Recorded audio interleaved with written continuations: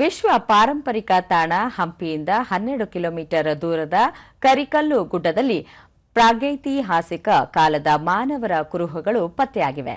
ಇದೇ ವೇಳೆ ಹಂಪಿಯ ವಿಜಯ ವಿಠ್ಠಲ ದೇವಾಲಯದಲ್ಲಿನ ಸಂಗೀತ ಮಂಟಪಗಳಿಗೆ ಬಳಕೆಯಾಗಿದ್ದ ಸಂಗೀತ ಸ್ವರಗಳನ್ನು ಹೊಮ್ಮಿಸುವ ವಿಶಿಷ್ಟ ಶಿಲೆಗಳ ಮೂಲವೂ ಸಹ ಪತ್ತೆಯಾಗಿವೆ. ಕರಿಕಲ್ಲು ಗುಡ್ಡದಲ್ಲಿನ ಬಂಡೆಗಳ ಮೇಲೆ ಕ್ರಿಸ್ತಪೂರ್ವ 3000 ಅವಧಿಯದ್ದು ಎನ್ನಲಾದ ಕುಟ್ಟು ರೇಖಾಚಿತ್ರಗಳು ಕಂಡುಬಂದಿವೆ. ಗ್ರಾಮದ ಅಂಕಾಲಮ್ಮ ದೇಗುಲದ ಹಿಂಭಾಗದಲ್ಲಿ ಈ ಕರಿಕಲ್ಲು ಗುಡ್ಡ ಇದ್ದು ಶಿಲಾಯುಗದ ಕುರುಹುಗಳ ಕುರಿತು ಅಧ್ಯಯನ ನಡೆಸುತ್ತಿರುವ ವಿಜಯನಗರ ತಿರುಗಾಟ ಸಂಶೋಧನಾ ತಂಡ ಈ ಮಹತ್ವದ ಶೋಧನೆ ನಡೆಸಿದೆ. ಈ ಗುಡ್ಡದ ಬುಡದಿಂದ ತುದಿಯವರೆಗೆ 150ಕ್ಕೂ ಅಧಿಕ ಕುಟ್ಟು ರೇಖಾಚಿತ್ರಗಳನ್ನು ಪತ್ತೆ ಹಚ್ಚಿದೆ.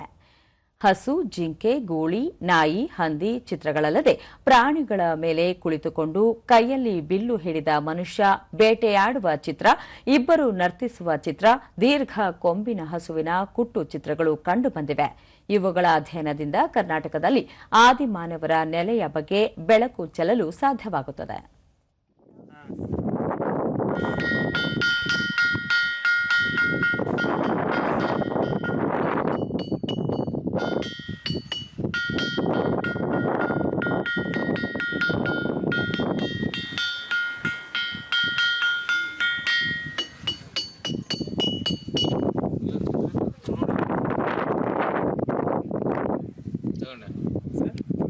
ಯಾವ ಚಿತ್ರ ಅಂದಲ್ಲ ಇದೆ ಸರ್.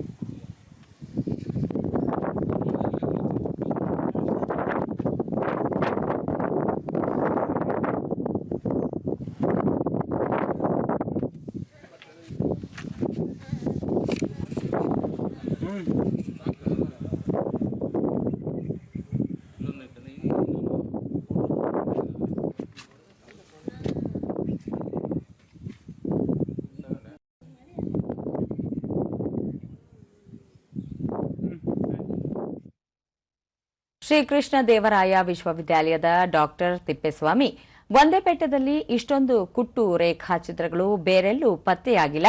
ಈ ಗುಡ್ಡದ ಕುಟ್ಟು ರೇಖಾಚಿತ್ರಗಳು ಶಿಲಾಯುಗದಿಂದ ಮಧ್ಯಯುಗದವರೆಗಿನ ಆದಿಮಾನವರು ಕೆತ್ತಿರುವ ಸಾಧ್ಯತೆ ಇದೆ ಎಂದು ಮಾಹಿತಿ ನೀಡಿದ್ದಾರೆ.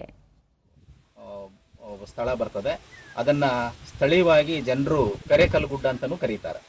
ಈ ಕರೇಕಲ್ ಗುಡ್ಡದಲ್ಲಿ ನವಶಿಲಾಯುಗಕ್ಕೆ ಸಂಬಂಧಪಟ್ಟಂತ ಅಂದ್ರೆ ಕ್ರಿಸ್ತಪೂರ್ವ 3000 ವರ್ಷದ ಹಿಂದಿನ ಆದಿಮಾನವ ಮಾಡಿರುವಂತಹ ಕೆಲವು ಕುಟ್ಟು ಚಿತ್ರಗಳನ್ನ ನಾವು ಇಲ್ಲಿ ಗುರುತಿಸಿದ್ದೇವೆ. ಬಹುಶಃ ಬಳ್ಳಾರಿ ಜಿಲ್ಲೆ ಮತ್ತು ವಿಜಯನಗರ ಜಿಲ್ಲೆ ಬಹಳ ಪ್ರಾಚೀನ ಕಾಲದಿಂದಲೂ ಕೂಡ ಚರಿತ್ರೆಗೆ ಹೆಸರಾಗಿರುವಂತಹ ಒಂದು ಸ್ಥಳ. ಅದೇ ರೀತಿ ಆದಿಮಾನವನ್ನು ನೆಲೆಸಿರುವಂತಹ ಅನೇಕ ಕುರುಹುಗಳು ನಮಗೆ ಈ ಸ್ಥಳದಲ್ಲಿ ಸಿಗ್ತವೆ. ಈ ಸ್ಥಳಕ್ಕೆ ಹತ್ತಿರವಾಗಿರುವಂತಹ ದರೋಜಿಯಲ್ಲಿ ನಮಗೆ ಆದಿಮಾನವನ ಕುರುಹುಗಳು ಸಿಕ್ಕಿದ್ದಾವೆ.